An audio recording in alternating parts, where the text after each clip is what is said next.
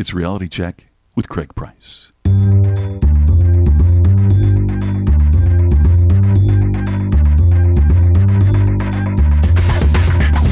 I'm an idiot. 4 minutes in and I'm already wrong. I'm like a monkey. Hello, look at me. Craig, shut up. Hey, I need you guys to do these things. I'm Craig Price, professional bastard. Nice to meet you. Welcome to another Reality Check with Craig Price. This week, Mike Dilbeck calls in to discuss his responsibility project. We've all been in situations where some social injustice was being done, or there was some sort of incident that happened, and we think, well, should I get involved? Should I help? Maybe I should just leave it alone. Maybe I just keep walking. Maybe I should get involved. Maybe I shouldn't get involved. And maybe you do, and maybe you don't. But if you don't, you wonder why didn't I act? Why didn't I do something? I should have done something. Well, Mike is here to talk about that and how we can, in his words, be the hero we want to be. It's a great initiative because I think we as human beings, we want to do the right thing, but we feel very uncomfortable stepping in. You know, we're afraid of maybe getting ourselves hurt. Maybe there's some legal liabilities.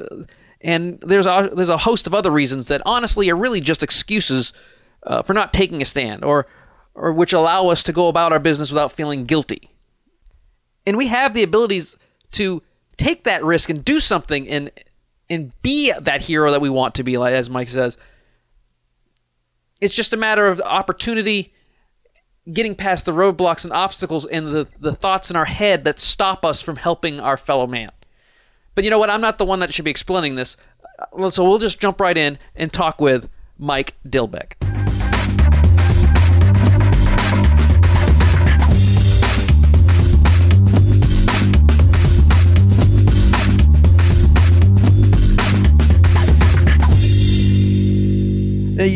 You're working with the Responsibility Project, which is 2 words, responsibility. And when I looked at it, it's much more than just bullying. I think a lot of people think that when you respond to something and when you should respond to outside things, most of the time they're thinking, oh, you want me to respond to a bully. Because I think that's the first thing that people think of, but that's not the only focus of what you do. So explain what the Responsibility Project is. Okay, great. I certainly will, and thanks for this opportunity. And yeah, it's certainly about bullying. If that's what somebody is dealing with in life, whether it be for themselves or their kids or even in the workplace, it certainly can apply to that, but it's not the only thing. So I appreciate you bringing that up like you did, because it really, the way I really want to position what the project is and what it's for is this way. The Responsibility Project is pardon me, I haven't been talking this morning, is a national initiative to empower people to intervene in any problem situation that they say is a problem so that they can be the everyday hero that they want to be in life. So it's anything that anybody says. I'm not here to say what you would say is a problem because I'm not you. But if you see something in life, or maybe even, I'm so sorry, it's early in the morning.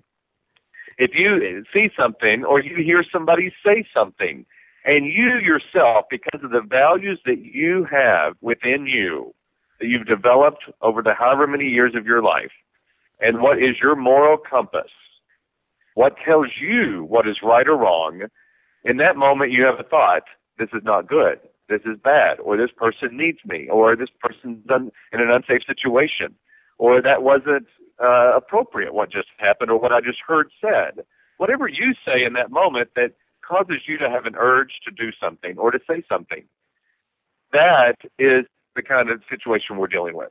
Well, I think a lot of people see things, they identify them immediately as this is wrong. I'll give an example.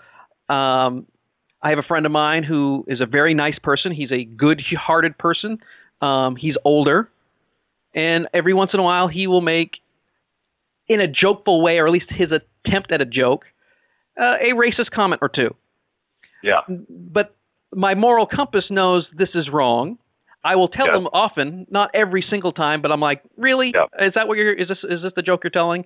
To which he kind of shrugs and laughs.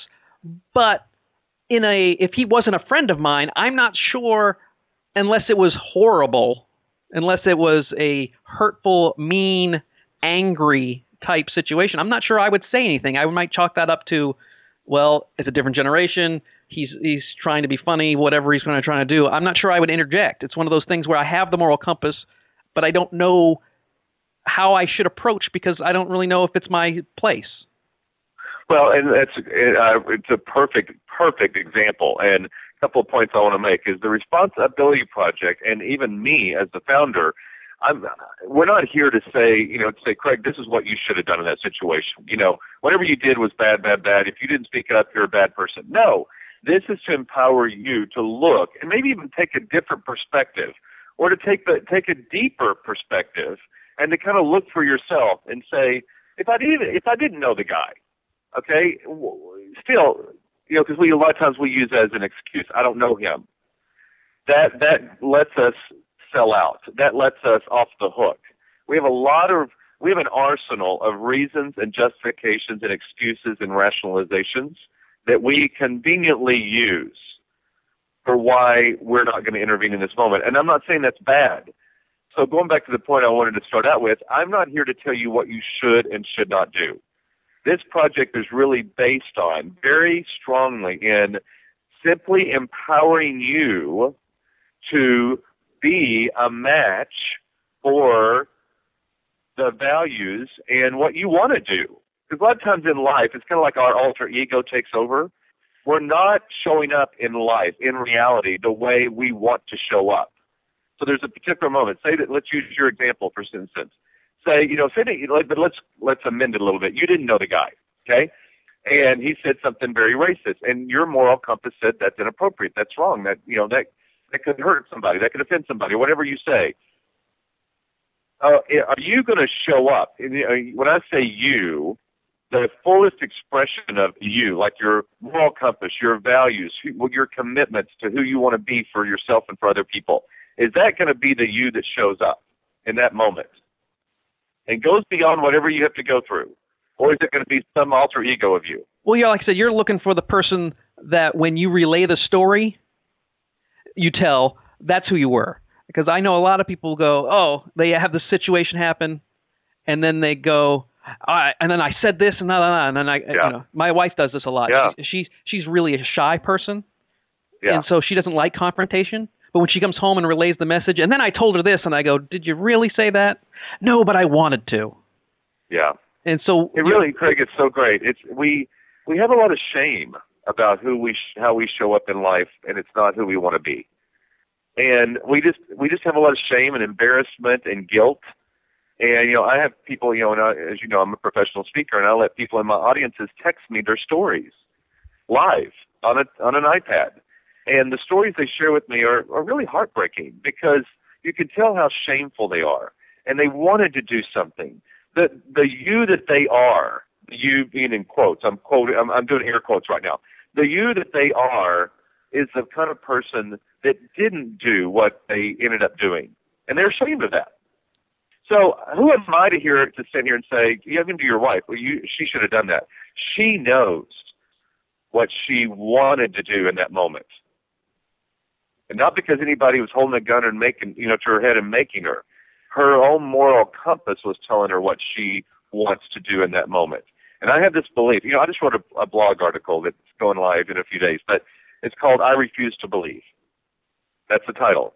Because I really refuse to believe that people don't care. I really refuse to believe that people actually want to stand by and do nothing and let people be abused and violated and disrespected. I refuse to believe that that's the way we are as human beings. I just refuse. I actually choose to believe that we're better than that. How can we connect with that person, that our alter ego? How can the superhero? Because I work real hard at being who I am. It sounds contrite and it sounds arrogant that I'm saying this, and it's not. None of this is good or bad. I try to be me all the time. That's great. Yeah. You've met me. When I first met you, it wasn't like I'm pretty much how I am, and it can be a little off-putting at times. I'll be honest. Especially if you've never met me, and all of a sudden here's Craig. Then I always get is there an off switch? And there's not. And what you're trying to do is trying to make sure that there is no off switch for your morality and as you see things and injustices happen. So how can we? Yeah, and I think the real opportunity in this conversation. I'm so sorry. I don't know what I should have warmed up. I make people very nervous. I'm very intimidating. Oh yeah, I'm so nervous right now. It's absolutely the fact that you're the very first. This is the first time I've ever had a voice come out of my mouth this morning. The question you asked is beautiful because we do need to have an access in those critical moments of time, and they do show up in real moments of time. It's not like, and I want to make sure this is not conceptual for who's ever hearing this. Who's ever hearing this conversation that we're having, I want to make sure that they're applying this to their life. They're looking at a real moment in their life. And, whatever's going to happen in their future is all hypothetical. We don't know that yet. It's all in the future. But in those moments, rather than, really get that this is the only way, I can't intervene or whatever they made up about themselves, like I can't make a difference. I've tried before. I suck at it, or I'm scared and I just rather be scared than to be shameful afterwards. All those things that we say to ourselves. But in that moment, we really get, okay, I have an opportunity here. And that's the first thing, is transform it from a threat to an opportunity, which totally will change your context and your relationship to what's happening. Because it'll immediately show up as a threat to our reputation, a threat to our own even physical well-being. And I'm not saying put yourself in jeopardy or your life at stake. I'm not saying that. But that's what it shows up as. And the opportunity we have is, I'm being redundant, but in that moment, create it. This is an opportunity for me to be me in this moment and for me to make the difference I want to make for people. And that's the first step. And you see this as a problem that you want to address, and you're the one to do it. And then see whatever barrier shows up for you in that moment. So first, I'll give you the three tools. The first is target the problem. Whatever's happening in front of you, there's something happening, it's a problem. Not that everything's a problem, but you're saying this is a problem. Then you want to transcend the barriers. Whatever shows up for you in that moment that's going to stop you. And this is where we all get stopped. It's a reason, it's a justification, it's an excuse, it's fear, it's some myth that we believe. Like, well, nobody else is doing anything, it must not be a problem. Well, that's not true. We just believe that it's true. The kind of the joke is that everybody around us is thinking the same thing we are, but they're looking for us to intervene. So go beyond whatever that is, that barrier, and then use the final tool, the third tool called take action. Do something. Say something. Now, here's really key to know. There's ways to take action outside of what we normally relate to as the only way, and that's direct, in your face, high drama, high emotion confrontation. Now, in some situations, that's appropriate. That's needed because the situation calls for it. But there, even in your example, it may not be appropriate in that moment that you say something, even to your friend. There may be other people around. It may not be the appropriate setting. You don't want to embarrass him. You don't want to embarrass you. There may be an option for, say, listen, whatever his name is, Frank, you said something, earlier in our conversation with some other people that really offended me. And I don't think it's what you meant to do. I'm not saying you're malicious, but I have a request that you think twice next time that you have a racist remark to make. But that was said later. Right. And, and I think that's one of the pitfalls, or not even the pitfalls, that's one of the constraints we have, is we don't know all the options. Whether we intervene directly or indirectly, whether we intervene immediately or wait till later. There's different options, different ways to take actions than the immediate one that we just relate to, and that's direct in-your-face confrontation, which isn't always appropriate. So that right there gives you freedom to do something you may not have normally done. Well, I see that there's really two types of problems that you're going to try to confront. One is going to be an immediate problem. You see someone verbally attacking, or you see someone doing something, but then there's also issues where they are doing something to themselves, and to bring up the subject can be difficult. Like, totally. I had a long time ago, a friend of mine was a cutter. For those of you who don't know, cutter is a person who they cut themselves for an emotional release, and that can end up being very dangerous. But it was hard. I mean, you'd see the cuts. She'd wear these very unfashionable and fat bracelets. Yeah. She wasn't trying to commit suicide. She was just cutting herself because they weren't. But the problem is they can accidentally go too deep. They can cause problems. It's one of those things where this person at that time wasn't that close of a friend of mine. I didn't know how to bring up the subject. I knew she was hurting herself. Totally. So when I think some of these obvious ones where you see someone bullying someone, you see someone attacking someone, you see someone saying something out loud. What can you do about some of these internal problems that you see? Yeah, there's some very personal things and some very uncomfortable, some things you don't necessarily know how to have a particular conversation, whether it be the situation you just described, which I'm very familiar with, or somebody has an eating disorder, somebody has a drug or alcohol problem, some other, those behaviors that are ongoing and they're going to happen, because they've been happening for however long they've been happening. So, the immediate, direct, in-your-face confrontation about it would not be the most healthy way to approach it. It just wouldn't cause the kind of change for that person that you're committed to helping them create for themselves. So you want to come from a very caring context for that person and, from a loving, context. And look at what the best strategy, it really is, without bringing too much business into this, it is a strategy. And it may be that you need to get more information. You need to equip yourself more. You need to, I had a girl that in one of my audiences that waited to talk to me, and she says, she goes, I want to take actions for this friend of mine that I think has a drug problem, but I don't know if she does. I don't know the signs to look for and blah, blah, blah. And I don't know what action to take. I don't see an action to take right now. I'm kind of frozen. I said, well, I have good news for you. You just took your first action. You waited in line for 20 minutes, which you didn't have to do, to ask me a question to get more information on how can you help this friend that you care deeply for. That's your first action. Now, it's not your last action. So the point that I'm sharing this story with you is there's actions that you take that maybe not even involve directly with that person. You may want to do research, get advice from other people that know more about the subject. You may want to gather allies, different friends that you all share together and say, have you seen this? Do you have the same concern? Without violating that person's privacy or, confidentiality or whatever, without too much gossip behind their back, you're doing it from a context of you care about this person. You're not trying to be malicious and talk bad about them. You want to come from a space of caring and love and want to help them. And you may have different people like, I've noticed the same thing. Then you can talk together and say, what do you think we should do? How do we approach this? But you're not attacking it alone. And I hate to use the word, I shouldn't use the word attack in that scenario, but you're not approaching it. I could go through many different scenarios, but it's just you want to think it through and think what's the most effective, what's the most caring, what's the most loving, thing that I could do. Now, if it is a situation that you can wait and you want to be a little bit more strategic about it. Now, like you've already pointed out, there are situations that need to be immediate and you need to tackle it right then and there because maybe somebody's life is in jeopardy or it calls for it. That in that moment, you can't wait. You got to do something. You got to do it right now. Yeah, and one of the things that you talk about, that's not even something that is like it's a negative person doing something. It can be something as simple as because you're talking about the bystander effect in your program, where it can be someone who has a medical condition. They have a heart attack. They slip and fall on ice and hurt themselves.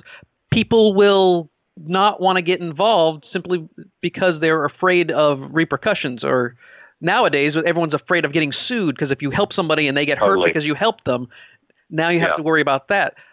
So it can be other things besides all these, emotional drama situations. It can just be facts of life that happen. So tell me about this bystander effect more. Well, I want to make sure, though, that we don't get confused with a random act of kindness. Like, for instance, you're standing in this line at Starbucks and you think, I'm going to pay for that person's coffee because I just feel, kind today. That's not what we're talking about here. No. We're holding the door open and I only bring that up because some people get it confused. It's like holding the door open for an old lady that's, whatever. Being civil. That's And I'm not saying don't do that. No, but we used to do that. Yeah, but you're not a hero because you're not a hero because you opened the door for an old lady. You're not. You're not. You're nice, but you're not a hero. Well, and even carrying a little bit further than that, I want to make sure we also, as we do in the Responsibility Project and the Everyday Hero campaign, we want to really define what is a hero because it's gotten lost. This whole superhero thing. It's not a comic character. And it's not somebody that you just simply admire or respect because they do good. I mean, they're like a politician or a celebrity or, what have you. You just hold them in high regard because they're a good person. Well, while I'm not saying we shouldn't do that, but that doesn't constitute a hero. A hero is somebody that really does something they don't have to do. They do it for no financial, monetary, or political gain. They go beyond a barrier. They take a risk in doing something.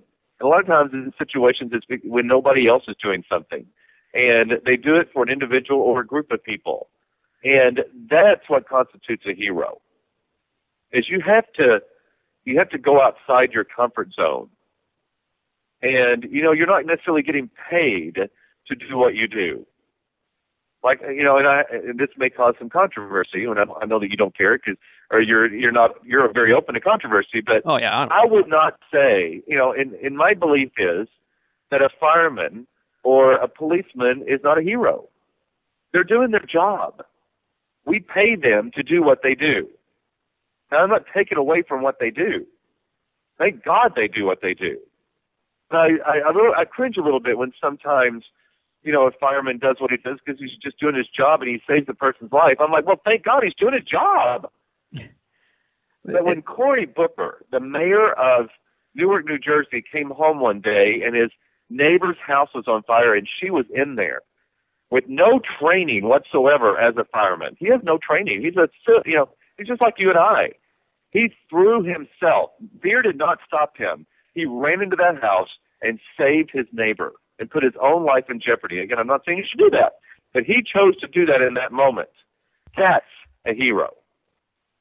So you're right. That is kind of controversial because I would think that just the fact that I know they're getting paid for it, but the fact that they actually took that job is somewhat heroic. Yeah, there's financial gain to it, but I certainly understand because I was going to say that when you were talking about it, the first thing that jumped in my head was Cory Booker.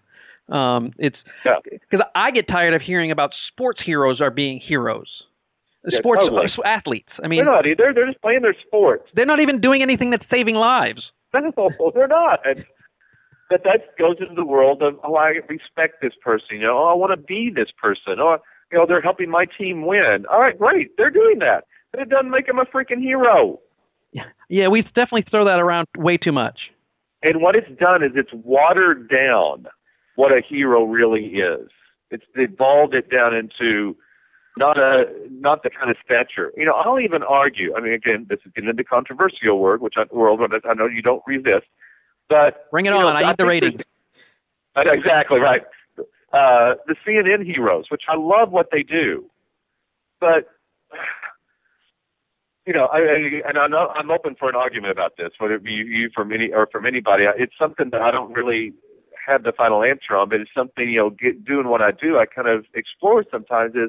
It's somebody that's just gone out and created a nonprofit, and they're raising money for people, and they're doing good for people, and they're providing meals, or they're whatever they're doing. Is that really a hero? So if it's not just doing good deeds, because charity work is a good deed, opening the door for someone is a good deed. If it's not just a good deed, is there there has to be a risk? There has to be some kind of situation where there's a loss for the person? Not that we have the final answer, not that the world looks to us for what our definition is, but that's our definition. It's there is a risk involved to be a hero. There is, you do something that you're not being, no one is really holding you accountable to do because it is your job and you're expected to. You just simply do it because your values have you do it. You go beyond a barrier because when there's a risk involved, there are barriers. There are things they're telling you don't do that. Whatever those barriers are, and you do it nonetheless, and you do it for no financial, social, or political gain. You don't do it for recognition, even though a lot of people get recognition. Carrying through the whole Cory Booker story. He was on CNN, and they were calling. All the media was, everybody was calling him a hero, and he literally went on CNN. I'll never forget this moment. He says, "I'm not a hero. I'm just caring neighbor." We ourselves deflect. We have a screwed up relationship to being a hero. Ourselves. We think it's narcissistic or egotistical, and we deflect that. We minimize it because we get very uncomfortable. And I'm out to one of the missions of the Responsibility Project and the Everyday Hero campaign is to have all of us embrace and be inspired by the thought of being a hero and the opportunity of being a hero, and shout it to the mountaintops when we are, so that we inspire others to be. Don't have it this thing that we water down and we deflect and we minimize and we, like, oh no, I really wasn't a hero. No, you know what? I was. And I'm so glad that I was, because someone's life is still intact today. Well, how do you get to that position? Because that's for me, not that I've never been in a situation where I thought I was a hero at all, but I also know my ego, which is why it hurts me in my business, which is, so I can imagine what it would do here. In my mindset is, because I grew up this way and I was taught this way, is that, yeah, if you do something good, you don't need to shout it to the rafters. How can we get past that? Well, I think it's all in how you present it. And there, you can even say there's art and science to this, but it really, the moment that the context for what you're doing has it be about bringing you recognition and political and social gain, then you get outside the world of being a hero. That say, no, I want you to know what I did, because I want to empower you to do the same, because people need us to do this. What I did, I just did. But the moment it turns into being opportunistic and bringing recognition to yourself, and that has the context for what you're doing, then you lose it. Well, I'll bring up a controversy. Because I'll take something from our business. We're speakers. We speak to a lot of people, and there are a lot of quote unquote celebrity speakers that speak. And one of the situations where you tell me if this is something they should be doing or they should not be doing. We've got the guy Aaron Ralston? I don't know who it is. I'll explain it. You'll know exactly who it is. The guy who cut his own arm off to save himself, and now making, I don't know how much money speaking. Yeah. He is often considered a hero by a lot of people. And he would be in that, not even in the fireman, the police officer category where they're getting paid. It's human survival. Yeah. Basically, he overcame his own stupidity and had to cut off his own arm because he didn't tell anybody he was leaving. Now, is this... So once he moves forward into the realm of, I'm going to get paid to speak about this, is he... Yeah. Would you consider him no longer a hero, or was he ever a hero? Well, there's two different aspects to your question, which is an awesome question, because it oftentimes gets confusing. And I think two or more things get collapsed in people's minds. So first of all, he's not a hero. Thank you. It's awesome that he did what he did, and he had whatever he had to do and however deep he had to dig to do what he did to take care of his life. Awesome for him. I don't know that I could have done it, and I have admiration for him. That falls in the category. I admire him. I respect him. I could maybe even put him on a pedestal. Doesn't make him a hero, but I'm like, holy crap, I can't believe he just did what he did. That's pretty awesome. If I was ever in that position, I hope that I would be able to dig that deep and do whatever I need to do to save my own life. Doesn't make him a hero. Okay?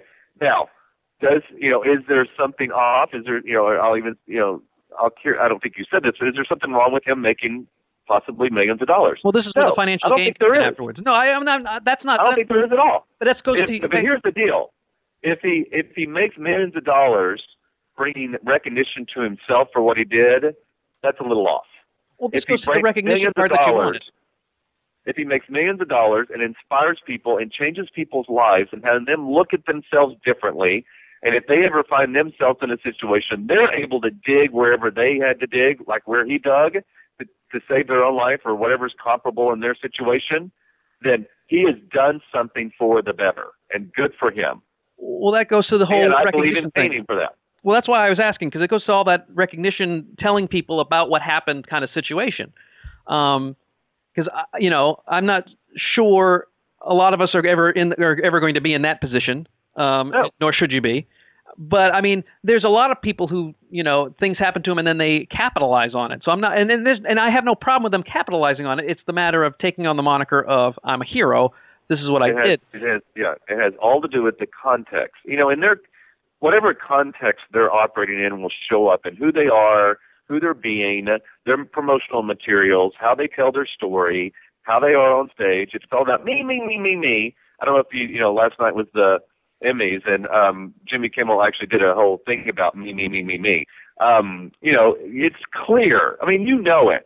People can smell it a mile away. when somebody's on stage, and there was, I think, a point in my speaking that I got some criticism because I wasn't coming from the right context, and it did occur to the audience as it's all about me.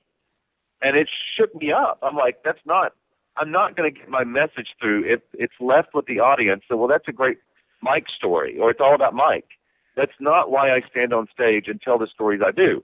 So it really caused me to look at, what am I saying? How am I saying it? What context am I coming from that has me occur to the audience that way? They totally take responsibility for everything I was doing and had it land on whoever was hearing my message the way it was landing. And that totally, and I've done the work over the past couple of years to where I think I'm now at a point where I've even had people in the audience say, you know what, I loved your story and I loved hearing your story, but what the best thing I loved about hearing your story was I got to see my own story. So that's where you want to, if this person, I don't know if we've got off on a tangent, but if this person and anybody that has a story to share, whether they're a hero or not, the challenge really is that they tell it in a way that it's not about them and it's not about their story, but it's their story and how they tell it that allows the audience member to see their own life out of it. Well, before I let you go, because we're getting short on time, and I really appreciate you stepping up to the plate and then taking responsibility and coming on the show. Unintended. No pun intended, whatever you say. No, that was definitely intended. But if there was one thing that would help us and help you and help the Responsibility Project move forward, what can we do as just regular folks? One little tidbit we can leave with that will help push this message further down the road, because I think it needs to be spread. Question. Yeah, thank you for that. And for a negative person, I have some positive questions on occasion. Exactly. You're not a negative person. Yeah, really easy to answer that. I kind of breezed over the 3 tools that I provide people. So really easy. If anybody's hearing this, will just easily go to www.raproject.org. That's raproject.org. On almost any page of the website, you can take the Everyday Hero Pledge.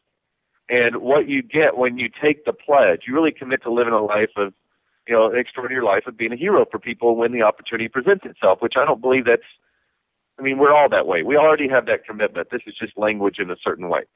Take the pledge, give me your name and your email address, and immediately you'll get an email that gives you the access to downloading a PDF of those 3 tools that I just went through with an explanation of each of them, especially since I breezed over them pretty quickly. So there's a further explanation, but even better than that, I've recorded an hour-long training video that goes over this entire conversation that we've been talking about. Why is it so important? What's the impact of it? Why do we need to elevate this conversation? And I also give the 3 tools and go very much deeper into what each one of them is and how it looks in our lives. So that's an opportunity that you have. So it's just as easy as going on our website and taking the pledge. Well, Mike, I really appreciate your time today. raproject.org.